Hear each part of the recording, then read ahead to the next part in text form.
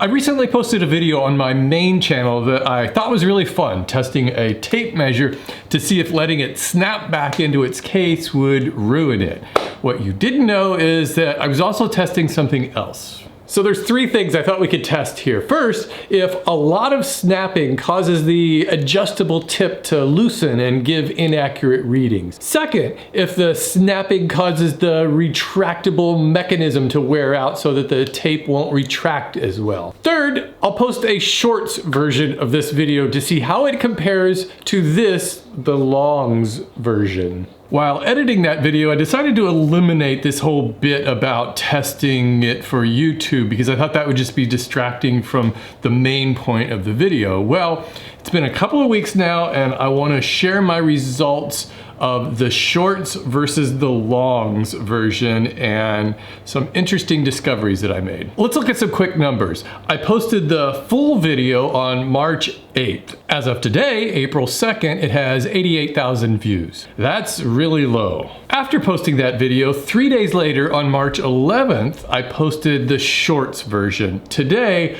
it has about 5 million views. But that's not the full story. Let's look at the long video first. The day I posted it was the most viewed day. 48,000 views in the first 24 hours.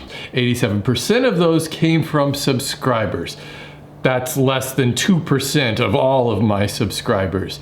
If you were one of those, thanks. But it was only downhill from there. In the video's first 3 days, it had dropped to 5,700 views a day. And since then, it's completely flatlined. This is essentially a dead video. Keep in mind, this was a passion project, a video I made just for the fun of making it, and I'm proud of it. I love the story, I love my filming, my editing was really good. It's one of my favorite videos in the past decade. Honestly, the low view count wasn't really unexpected.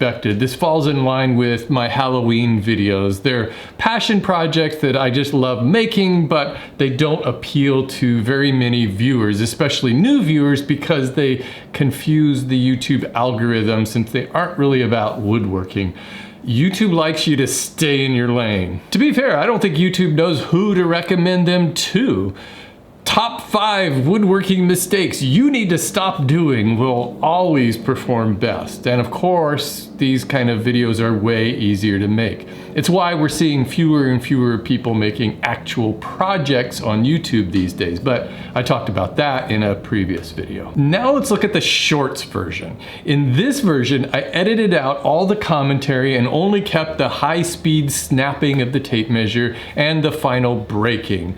There's absolutely zero context to this video. Who I am, why I was doing this, or what all I was testing. It's just released into the wild with no explanation. In its first 24 hours, it got 15,000 views, making it by far the worst performing short out of the past 10. On day 3, it received about 3,000 views, which made the video statistically irrelevant.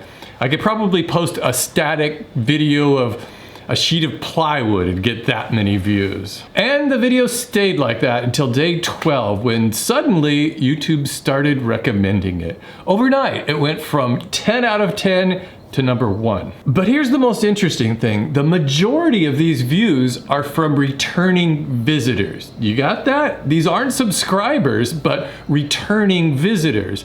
This means people who have seen my videos previously and were shown this one. Basically, these are shorts subscribers. They haven't officially subscribed to anything, but YouTube is feeding them more of what they enjoy watching. And this illustrates the irrelevance of the subscriber button or subscriber counts in general across YouTube.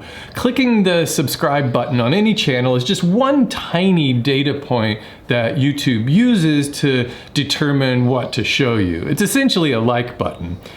Celebrating subscriber counts and milestones it's kind of like celebrating your birthday. I mean, it's fun, but you didn't really accomplish anything other than just staying alive. Ironically, this short has driven about 7,000 new subscribers to my channel. Subscribers that will most likely watch nothing else except my shorts, which they're gonna get fed anyway. The full version of this video, the one that I put so much effort into, inspired about 45 people to subscribe. There's no surprise here. Anyone who's posted shorts will tell you that shorts can get far more views than regular old YouTube videos. And based on the amount of resources YouTube is pouring into shorts, has me beginning to think that this is ultimately the direction that the platform is moving in. At the moment, the only thing holding shorts back from completely dominating YouTube is monetization.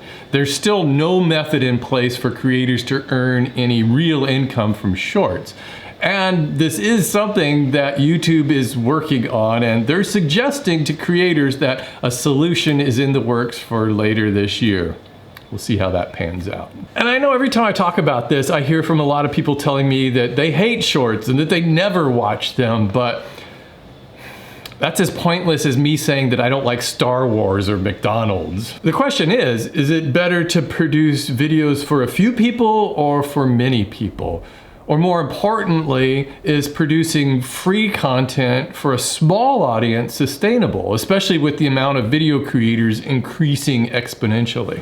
Just make quality content and people will find you is no longer the best advice. I present my tape measure short as Exhibit A.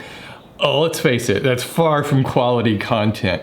It simply triggered thousands of data points that appeal to a large mass of people. A robot could have made that video, and who knows, someday it may. If making shorts ever does become a viable income source, I would imagine the woodworking and makerspace will look a lot different. The most viewed, followed, and recommended channels will be producing predominantly shorts content. These are all just my predictions, which seem to change every 3 or 4 months, but I still think there's value in producing quality how-to content for a very small audience. As creators, we just need to define what success means beyond followers and view counts.